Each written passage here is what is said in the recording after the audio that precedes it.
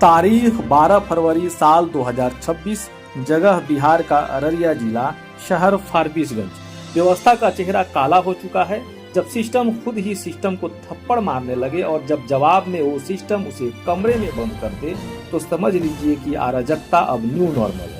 फारबिसगंज के बचपन new and child hospital में जो हुआ वह सिर्फ एक थप्पड़ की गूंज नहीं है, वह उस खोखले ढांचे की चरमराहट है जिसे हम स्वास्थ्य व्यवस्था कहते हैं। जिला अधिकारी विनोद दुहन के आदेश पर एक धावा दल निकलता है। नाम देखिए, धावा दल, जैसे किसी युद्ध पर जा रहे हैं।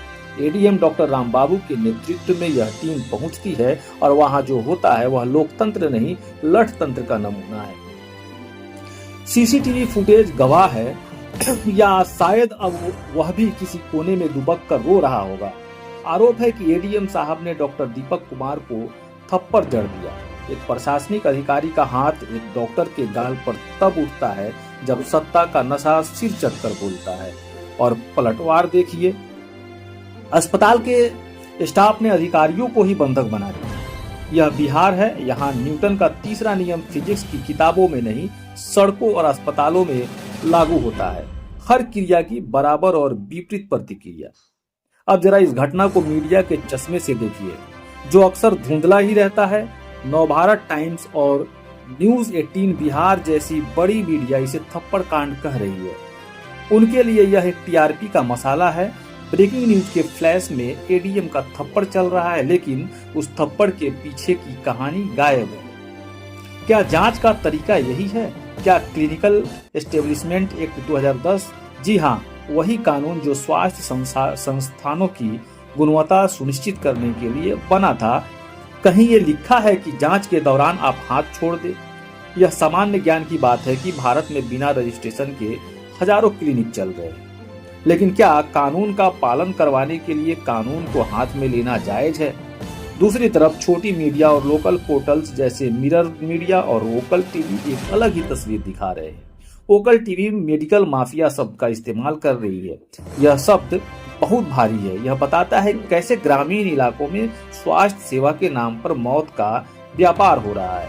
दैनिक भास्कर प्रशासन की पीठ थपथपा रहा है कि अवैध क्लिनिकों पर नकेल कसी जा रही है, लेकिन सवाल यह है कि ये अवैध क्लिनिक पनपे किसकी नाक के नीचे? क्या प्रशासन सो रहा था जब ये क्लिनिक बंद रहे थे? आज जब नींद खुली है तो सीधे थप्पड़ से बात हो रही है। सोशल मीडिया पर जाइए तो वहां एक अलग युद्ध चल रहा है। जी बिहार झारखंड के पत्रकार वीडियो शेयर कर कह रहे हैं, टीम पर हमले को दिखा रहे हैं। एक यूजर मेडिकोपेनिया लिखता है कि अगर वैध डॉक्टर के साथ ऐसा होगा तो कौन डॉक्टर बनना चाहेगा? पत्रकार कौशिक राज जैसे लोग इसे व्यापक संदर्भ में देख रहे हैं। 2026 में हम खड़े हैं, लेकिन मानसिकता सामंती है। क्या यह वही बिहार नहीं है जहां प्रति 10 लाख लोगों पर मात्र 28 डॉक्टर है? राष्ट्रीय औसत 80 का है और हम 28 पर लटक रहे हैं। ऐसे में अगर आप डॉक्टरों को थप्पड़ मारेंगे और डॉक्टर हड़ताल पर जाएंगे तो मरेगा कौन? वो गरीब मरीज जो सरकारी अस्पताल की टूटी खाट पर अपनी आखिरी सांस गिन रहा है। राजनीति की बात करें तो वहां तो गिद्ध भोज चल रहा है।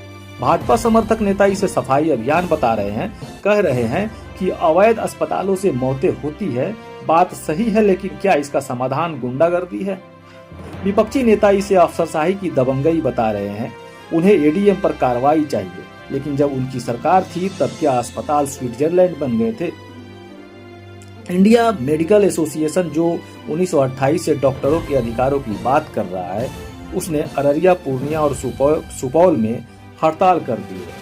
मरीज भगवान भरोसे है। जमीनी हकीकत यह है कि यह अफसर बनाम डॉक्टर की लड़ाई नहीं, यह अहंकार की लड़ाई है। जागरण और स्थानीय रिपोर्ट्स बता रहे हैं कि ग्रामीण इलाकों में झोला छाप डॉक्टर ही भगवान है, क्योंकि वहां एमबीबीएस डॉक्टर जाना नहीं चाहता और सरकारी अस्पताल में कुत्ता भी इलाज कराने न जाए। ऐसे में जब प्रशासन सिंघम बनने की कोशिश करता है तो परिणाम यही होता है। दुनिया भर की घटनाओं से तुलना कीजिए। पश्चिम में अगर किसी डॉक्टर पर हमला होता है तो प्रोटोकॉल है, कानून है। यहाँ भीड़ तंत्र है और अब तो अफसर तंत्र भी उसी भीड़ का हिस्सा बन गया है। यह घटना हमें कोविड के उस दौर की याद दिलाती है जब इन्हीं डॉक्टरों पर फूल बरसाए गए थे।